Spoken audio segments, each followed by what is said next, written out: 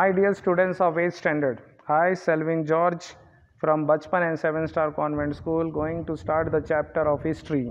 Second chapter, the name of the chapter is From Trade to Territory, the company established power. What do you mean by that? हम ये chapter में पढ़ेंगे कि किस तरह से व्यापार करने के लिए जो लोग आए थे वो हमारे देश के राजा बन बैठे, टेरिटरी के राज बन गए। जिस तरह से कंपनी ने अपनी पावर को एस्टैब्लिश किया इंडिया में, ये पूरी ईस्ट इंडिया कंपनी और ब्रिटिशों के बारे में बता रहे हैं। स्टार्टिंग करते हैं। ये उस वक्त था कि Aurangzeb was the last of the powerful Mughal rulers. He established control over very large part of the territory that is known as India. After his death in 1707, many Mughal governors, Subedars and big Zamindars began asserting their authority and establishing the regional kingdoms. As powerful regional kingdoms emerged in various parts of India, Delhi could no longer function as an effective center. हमारे Mughal dynasty में सबसे जो powerful last राजा थे वो औरंगजेब थी। उनकी death हो गई 1707 में।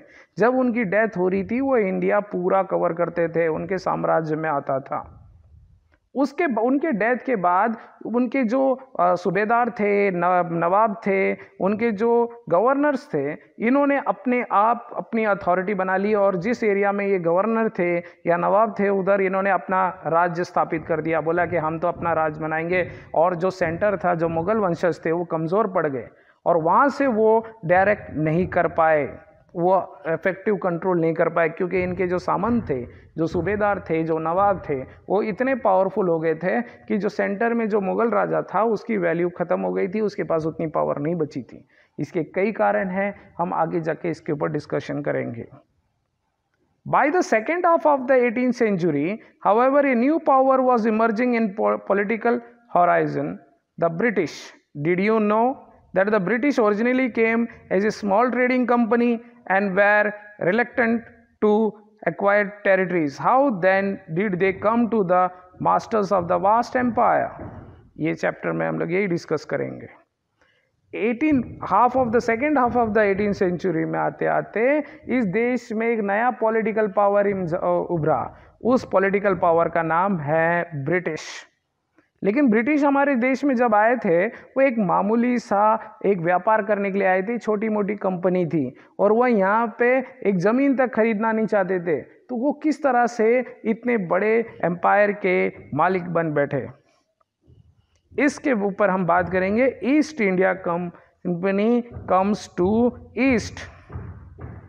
East India Company comes east.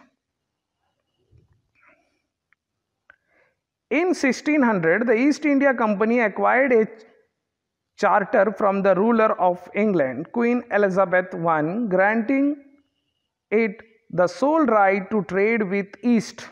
This meant that no other trading group in England could compete with the East India's Company. With this charter, the company could venture across the oceans, looking for new lands from which it could buy goods at a cheap rate and carry them back to Europe to sell at higher prices. The company did not have to fear competitions from other English trading companies.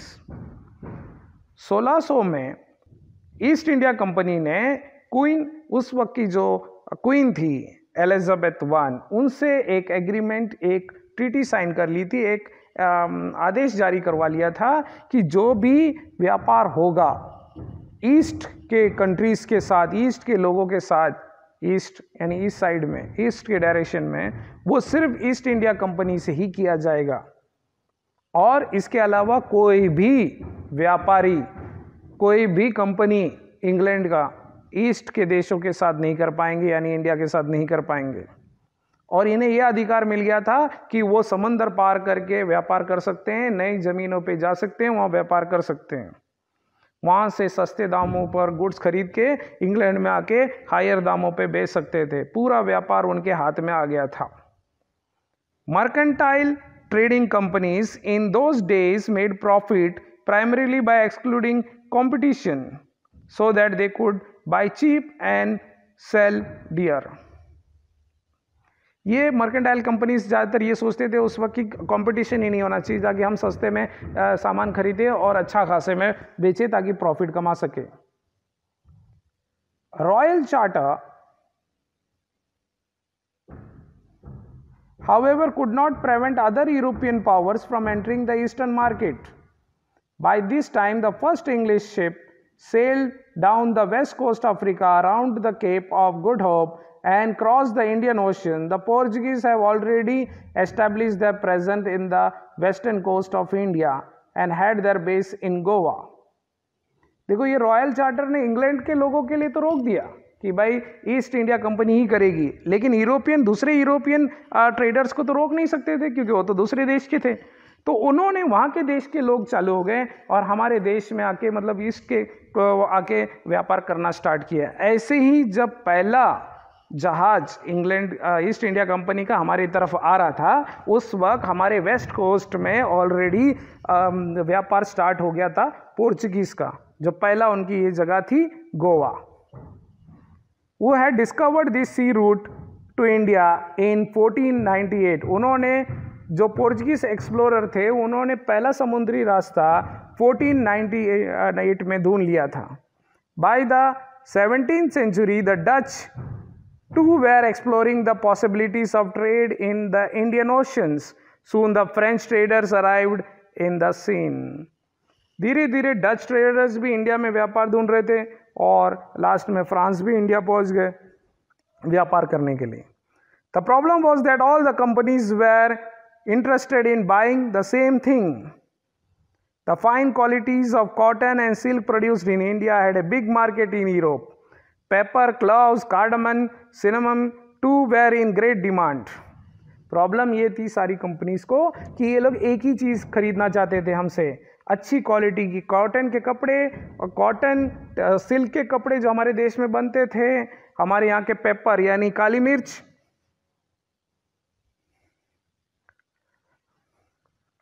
और बहुत सारी चीज़ थे जैसे कि cloves, लौंग, लवंग, जैसे कि इलायची, छोटी इलायची, बड़ी इलायची, ये सारी चीज़ें वो हमारे देश से खरीदना चाहते थे. और सब चीज़ एक ही सारी कंपनीज यही सारी चीज़ें खरीदना चाहते थे.